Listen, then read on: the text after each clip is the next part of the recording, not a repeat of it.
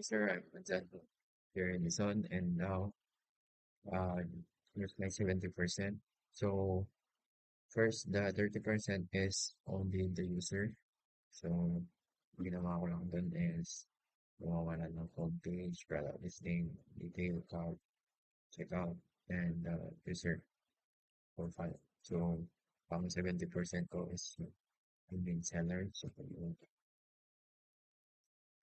ang ginawa ko dito sa main seller is dashboard, product management, order management, customer management, report and analytics settings and support. So, ano na tayo?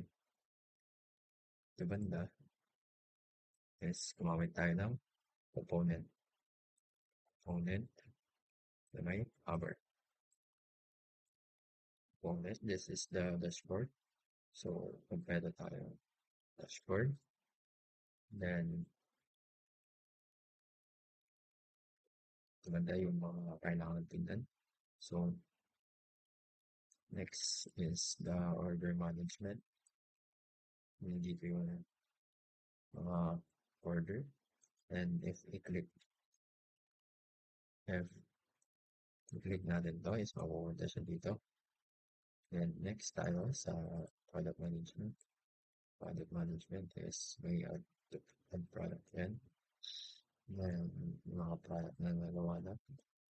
So, pag-click natin yung mga ito is yung mapupunta sa ano na sa page. So, next, add new product. Ito, mapupunta siya dito. Then, dito yung mga basic information, images, and specification.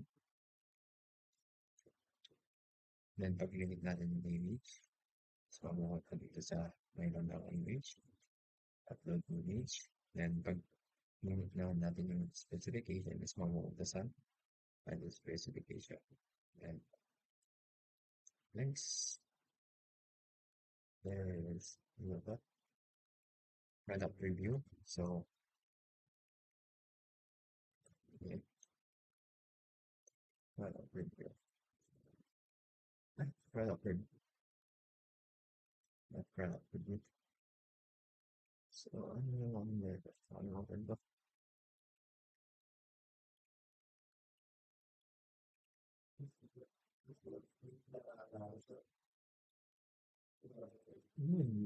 Ano mo dito lang? Okay. Let's go. So, pag-click natin itong mga product is ang portfolio yung mga details niya, description na dinalay natin. So, ito is may edit product. After yung edit product, is mapupunta siya dito. So, same lang din sa pag-ano ng product. Pag-add, same process lang. And after now, is customer management. Pag-click natin yan, pupunta siya dito. So, ilabak natin dito. Pupunta sa dashboard. And ito is gumamit tayo ng hindi pa na tayo gumamit ng components. So, customer profile. The profile, the totals, the spend, and the sales. Mga contact information. Then, pag-click natin yung history, is mapupunta siya sa history. So, next is the report and analytics. So, pag-click natin yan is mapupunta dito. Next is the support. Pag-click natin yung support is mapupunta dito sa support. So, kita naman, sales and revenue, product, performance, traffic, insight, and human statistic. Hindi ko ba siya tapos, pero nandito siya. Hindi ba siya tapos? So, yung mobile ko, hindi ko ba siya tapos? Hindi ko lang, sinisimulan ko pala. So, I-play na natin para makita yung flow. So, flow first.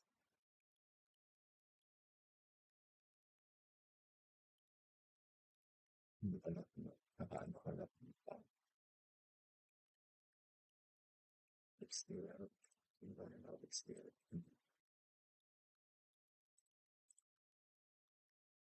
Exterior pala yun. Text.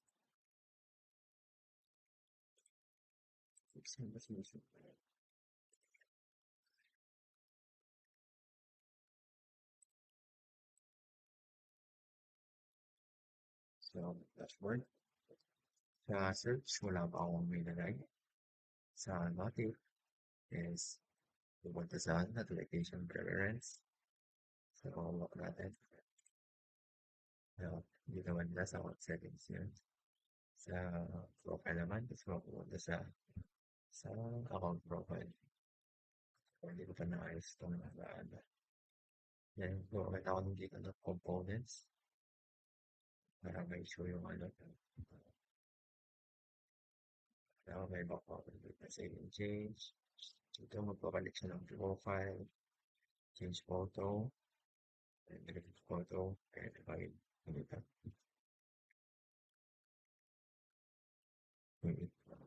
Like, tama na. Next is the payment syntax. Ito is nilagyan ko lang siya ng ganitong kulay. Alt F2. And ito is matay ng components dito. Sa tapos naman, notification, gumawa din tayo ng components.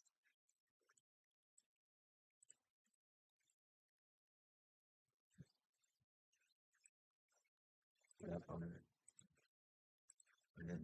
components dito. Then back tayo, pupunta sa out profile. So, pag pinag-upgrade natin is dashboard na. So, next is punta na tayo sa order management. Dito sa order management is makikita yung total order, pending order, and total revenue.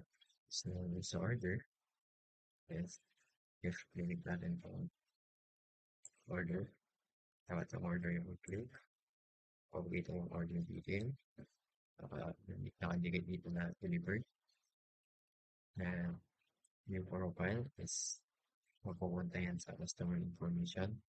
Hindi ko pa nalalagay. And yung in-order niya.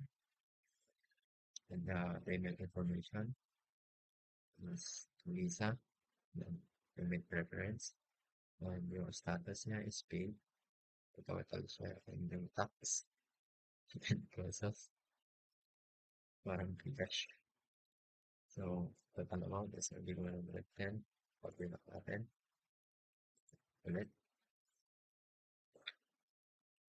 Same lang sa una. And then, sa itong last is hindi ko na siya nagawan. And hindi ko na. Next tayo is product management. So, ito yung sinasabi ko kanina. Sa product management, pag pinit natin itong ebooks, is mapupunta sa ebook. Complete. Present. And so, all products. So, all products, pag clinic natin to, so mapupunta sa preview. And dito yung title niya, yung description, product information, category, ebook, SKU, and created, and the specification. So, pag in-edit natin, is mapupunta siya dito sa edit. So,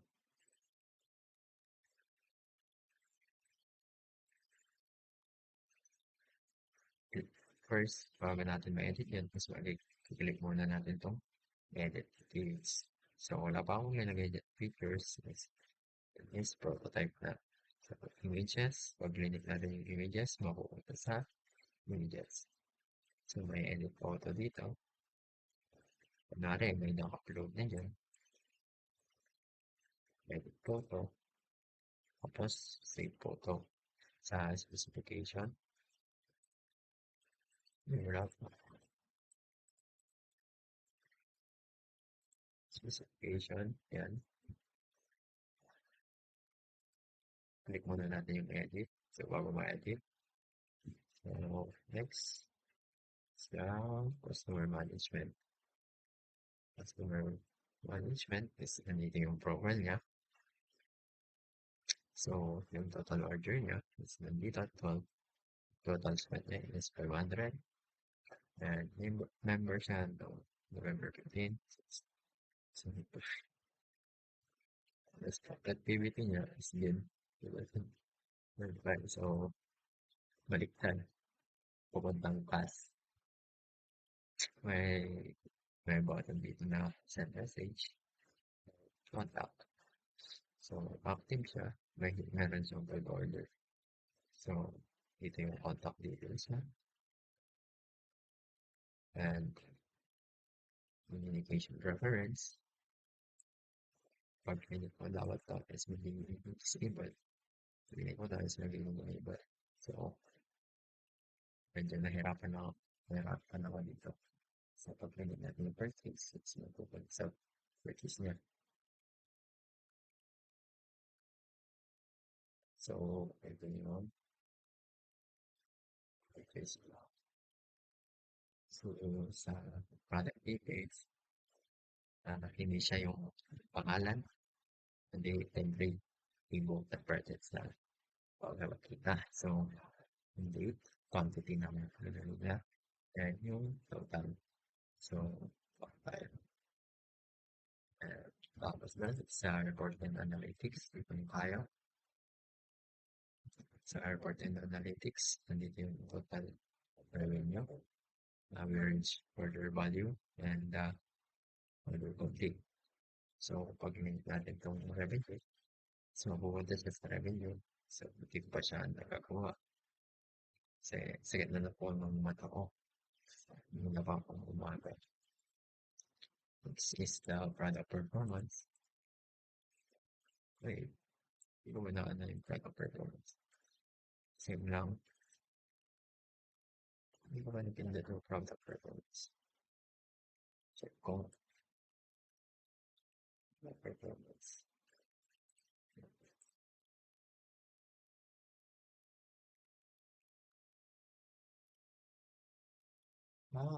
Okay ba?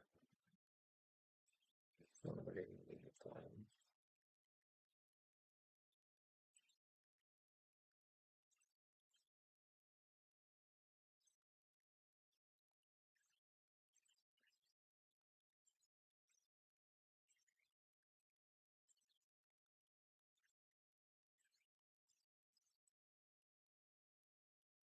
Product performance.